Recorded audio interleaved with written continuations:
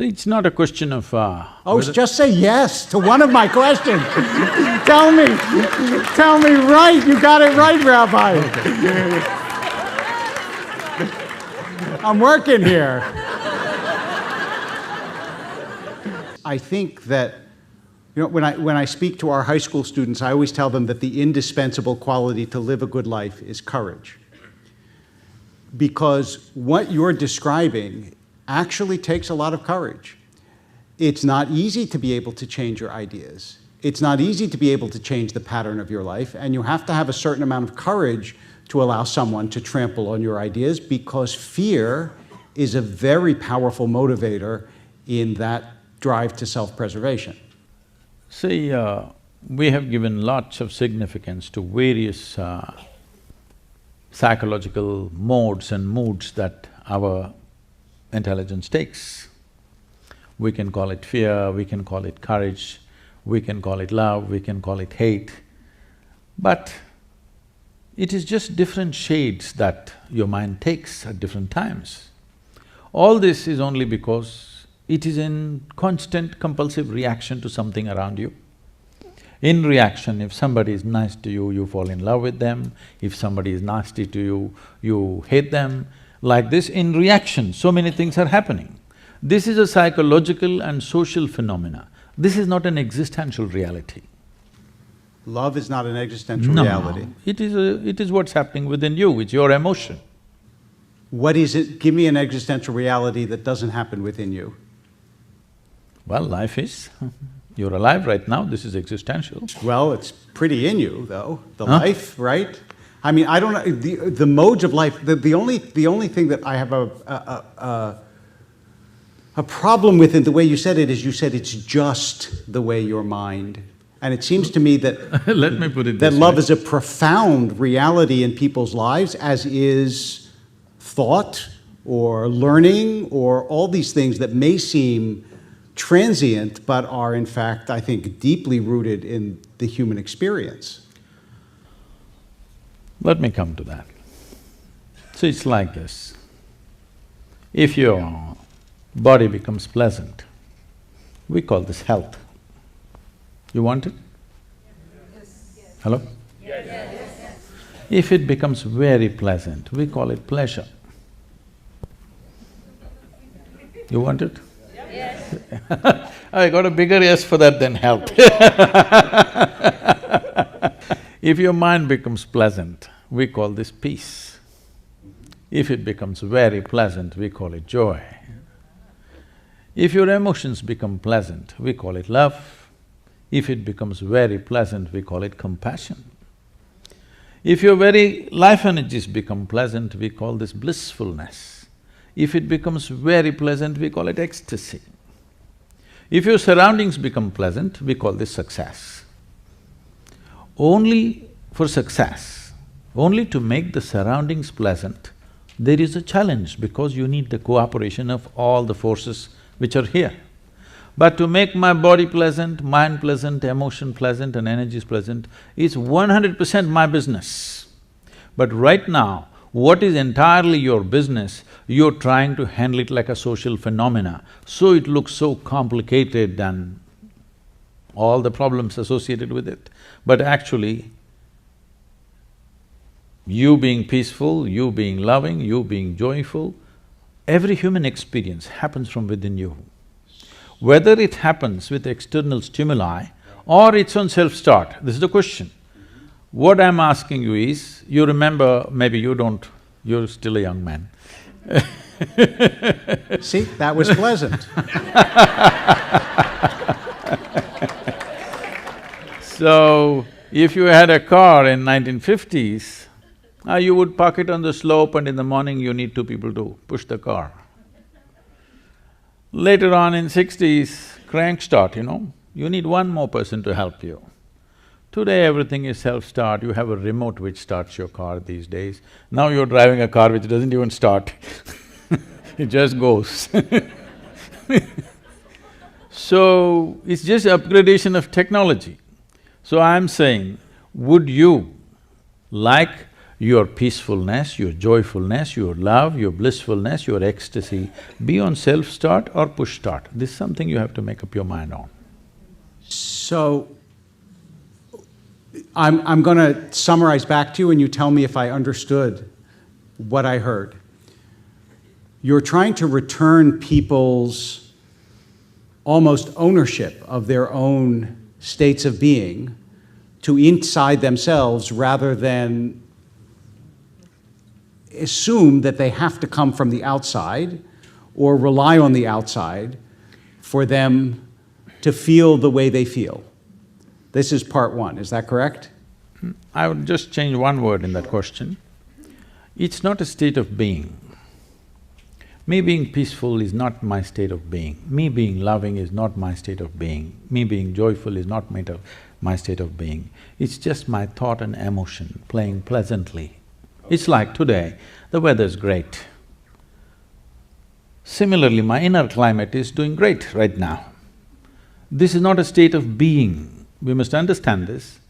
This being word is being used everywhere as if it's a quantity. People say this being, that being. Being is not some kind of a quantity. It's like I'm speaking. This is an activity. This is in motion. Only if I speak, there is speaking. Only if I walk, there is walking. Only if I be, there is being. Well, you be. Huh? You be, though, right? I can… and so I'm not fully persuaded yet by that distinction, but nonetheless, what is interesting in part is that you do actually spend an enormous amount of time and energy, though, trying to make the external world more pleasant for people. The best example is the River Project, which is a remarkable accomplishment and enormously ambitious and all about making the external world better. So just ensuring that tomorrow our children have water to drink, is it very ambitious? It is today. I mean, you wouldn't think so, but the scale of work that it… That is there. There is a scale because there is a scale of disaster unleashed by people. But otherwise, to look at it simply, ensuring that there is water for your children to drink, is it very ambitious or is it very natural? People have become so unnatural that they don't care tomorrow's generation whether they have water to drink or not. So, I think it's very natural, it's very human for you to respond to these things. But the essence of work is not in that. These are unfortunate needs of our times in which we exist. If I was here 100 years ago, I wouldn't be talking about rivers for sure. So rivers are not my project. Unfortunately, I see a disaster unfolding, so something has to be done about it.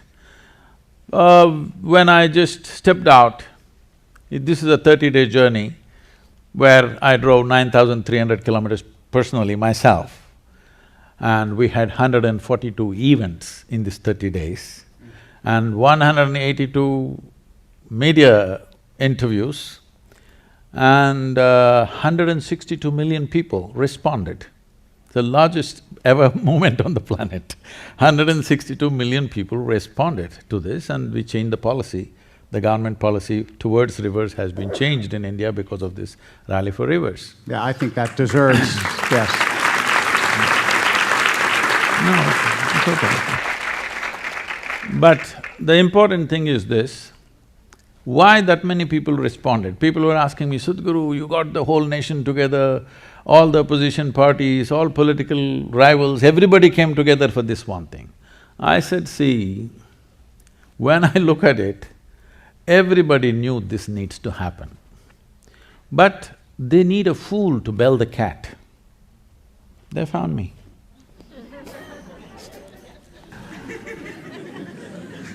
How is your message, your essential message about life and how to change your life and how to improve your life different in different places? Do you go to Beverly Hills and see a different need than you see in a tribal village in India? No, not at all. They would like to think they're different, but they're not. They just complicate simple things. If I go to a tribal village, directly those ladies will just come and tell me what's their problem. If I travel to Beverly Hills, they go round and round and round, take 3 days to tell me what's the problem.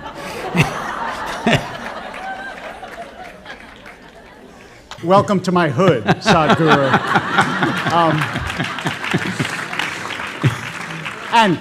And how do you… because I think that this is actually something that all of us do struggle with, this compulsiveness, this inability to let go of things that we know on some level we should be able to let go of. How do you advise us or help us to let go of those things that we know are almost haunting us sometimes? So let us understand the fundamentals of compulsiveness, where it comes from. See, everything that's physical in this universe, from a single atom to the cosmic nature of things, everything that's physical is naturally in cyclical motion. In atom, things going around. In the cosmos, it's going around, solar system is going around. Our own bodies are cycles. We are born out of the cycles of our mother's bodies. So, the moment you're identified with the physicality of who you are cyclical in nature. What is cyclical is compulsive. What is cyclical has taken a compulsive pattern. It has to do the same things again and again. You try as hard as you want, it will not go. You will give up one and hang on to another. I hope with a Jewish rabbi a joke is allowed. A Jewish rabbi, actually, a joke is mandatory. Yes, so. okay, that's good. This happened. It once happened that Shankaran Pillai was working in an office and his office colleague asked for a lift, a woman, a young woman.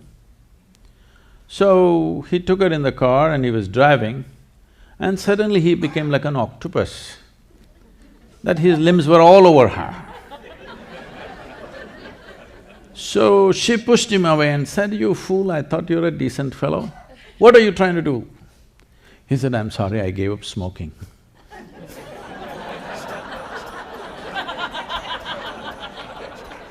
So, if you try to beat compulsiveness with force, you will switch from one cycle to another cycle to another cycle. It keeps happening. Fundamental thing is this, you are so strongly identified with your own physical nature, inevitably you will be cyclical, do whatever you want. So this is why what spiritual means is that your experience of life becomes… something within you becomes larger than your physicality.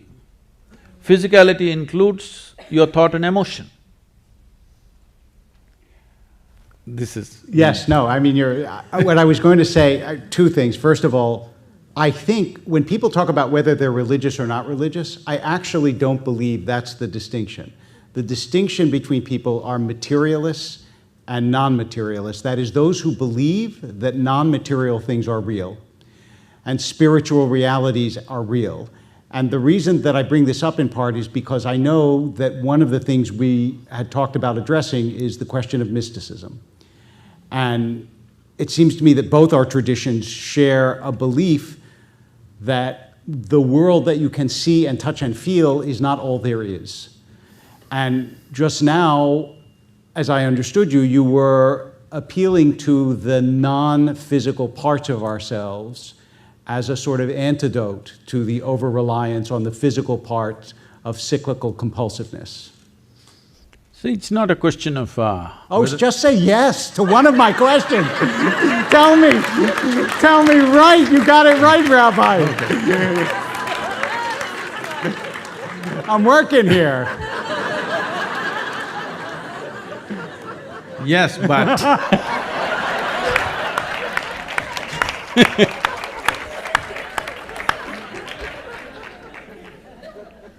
yes, but the thing is, it's not something that we have to believe in. See, None of us were born like this as we are. We came like this, we became like this. This is just accumulation of the food that we've eaten, or it's just a piece of the planet. Most people don't get this point till you bury them. Even that in Los Angeles I feel is difficult because I heard they're being buried in a concrete vault. So even in burial, you will still not know that you're part of the earth. So this is something that you gathered. Anything that you gather, at the most you can claim is yours. You cannot claim it's me. I can say, this glass of water is my glass of water. But if I say this is me, you know that I'm a case. You know for sure. So if you say, this is my body, yes, it is right now, till we bury you. But if you say, this is me, you're a case. Your only comfort is, everybody around you is a case.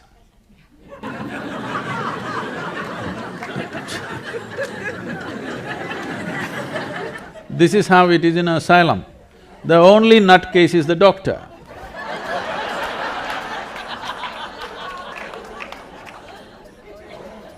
How do you shift that perspective, though? How do you learn to see yourself as continuous with everyone and everything? So it's like this. I'm agreeing with that. We're good. See, this is my body, that's your body, distinctly separate, at least right now. Yes. Till both of us are buried. Till then, this is my body, that's your body, very clear. This is my mind and that's your mind, very clear.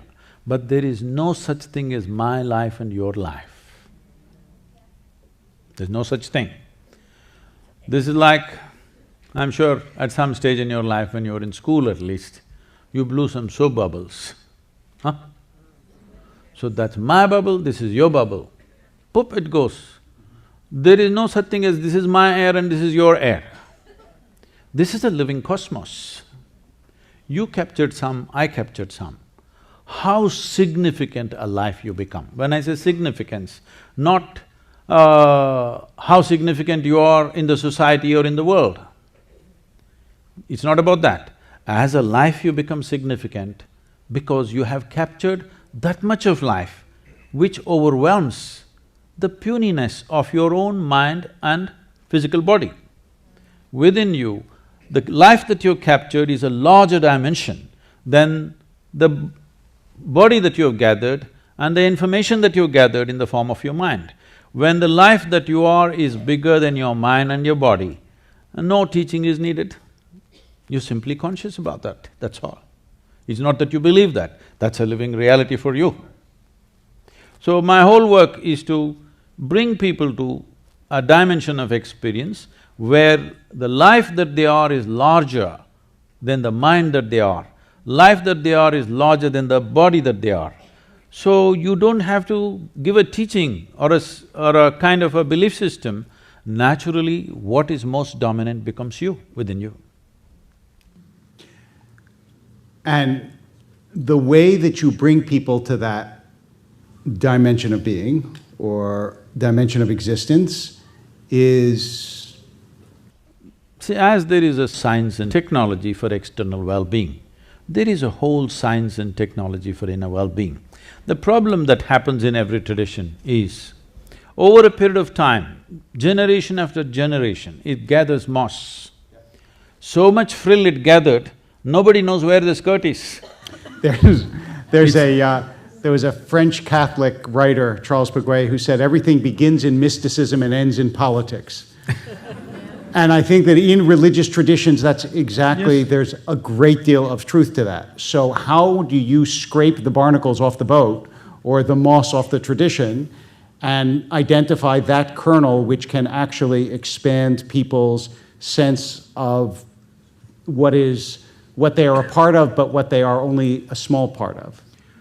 I think I came with a huge advantage that I'm completely uneducated. refuse to be educated. Why I'm saying this is, it is not easy to remain uneducated. Because from the moment you're born, the moment somebody sees a child, all the adults want to pounce upon the child, wanting to teach something that's not worked in their life. Parents, teachers, every kind of people. The moment they see a child, they want to teach the child something. It's very clear. When you look at the child, the exuberance and the joy that the child has and the adults are the way they are, obviously it's not worked for them, whatever they know. But they want to teach it to the child. So I refused this one influence on me. I just remained as I was, uninfluenced by parents, teachers, society, religion around me, politics around me. I kept myself away from that. If you keep yourself away from identifying yourself with just about anything around you, anything, including your genetics, your society, religion, politics, economics, whatever is happening around you, if you're not identified with anything, it is natural for human intelligence to find its way. Nobody has to teach anybody anything. If you just make sure children don't get identified with you, hello? That you don't want that, you want them identified with you. Because it's your legacy, it's not a new life, it's your legacy. You want to live after you're dead. You want them to be just like you in so many different ways. If you don't have this problem, if you leave them alone, just nurture them so that they're not influenced by anything, you will see the world will be full of mystics. I'm not persuaded. First of all, okay, there are three things that you said that I'm not completely persuaded of. One is that you never learned anything. When you say you're uneducated, you spoke a language, you knew your neighborhood that you lived in, you learned how to eat and what foods to make, you learned lots of things from the people around you. There's no way you could have survived had you not learned. That's one. Wait, I'm not done. Number two, I want you to know that when I had a child, I didn't want to teach her the ways that I was that didn't work for me. I rather wanted to teach her the joy that I found in the world and the beauty. And I teach her poetry and I teach her wonder. And I think a lot of what I teach her expands her. I'm sure I've taught her some things that she would say, gee, I wish you hadn't taught me that. But I really do believe that most parents want to teach their children not the things that didn't work for them, but rather the things that they found in the world that are extraordinary and wonderful. No, I did not mean didn't work in that sense. See, the only thing about the adults or the parents is, the only qualification you have is you landed here a few years earlier, yes. All right? Nothing else. Hello? Yes. Isn't that so? Yes. You just came here a little early. So what do you know? You know a few survival tricks that the child does not know. If you want to teach them business, you want to teach them how to survive in the world, fine, you know better than them, of course.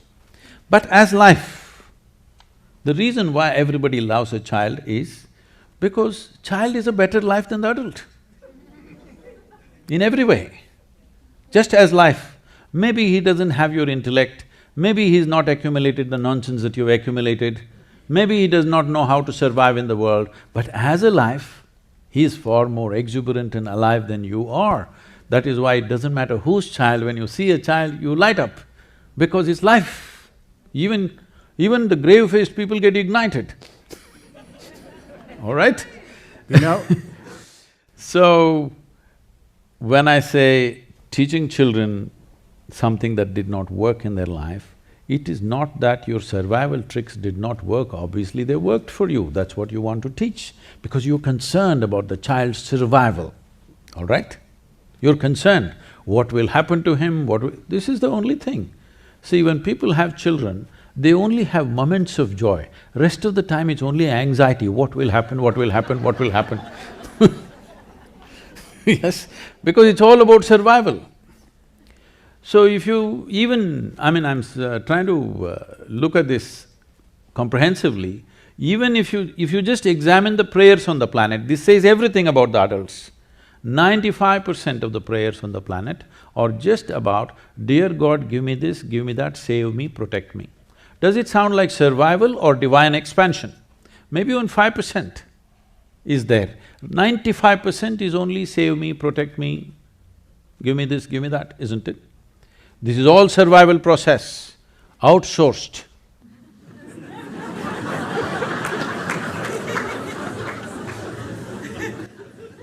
Well, yeah, I admit that you are the first person that I know who preaches a desire to uneducate people. And I understand what you're saying, that there is a pure life to a baby, but I don't believe that that pure lifedness can exist in an adult the same way it does in a child. I said the same way that it does in a child. No, look, you're a man, in all seriousness, you're a man who has political savvy, you've written books, you travel and speak. There is a certain sophistication to your lack of sophistication that I think is quite right. Seems to be pretty clear. I'm not suggesting, oh, you're just like everybody else. But I also think that maybe you are overplaying the extent to which civilization is a bad idea. No. I think it's usually a pretty good idea, often. No. Civilization is organization of basic human intent, just an organized structure. But organization can also get suffocating for the growth. No question. Of an individual life. Yes. When you are 5 years of age, let's say, when all of you were 5 years of age, how joyful, exuberant and alive you were, and how you are today. Though for all of you, I can see life has worked out very well, better than you would have imagined for many of you. In spite of that, compared to how you were 5 years of age and today how you are, has it gone down or not? See, I want you to understand. With age, only physical agility can go down. Aliveness need not go down. Hello? So are you trying to die in installments? That's all I'm asking you. It seemed foolish to do it all at once, so I thought I would do it gradually over time. But what I would say is, also, I'm not sure that I would privilege aliveness over everything else, because I might be less alive than I was when I was 5 years old.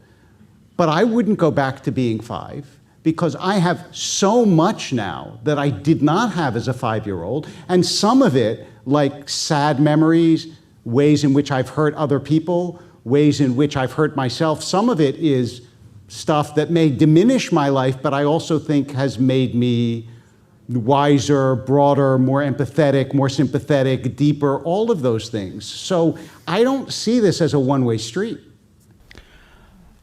See, essentially, you are trying to, prescribe some amount of suffering for everybody so that they become wiser.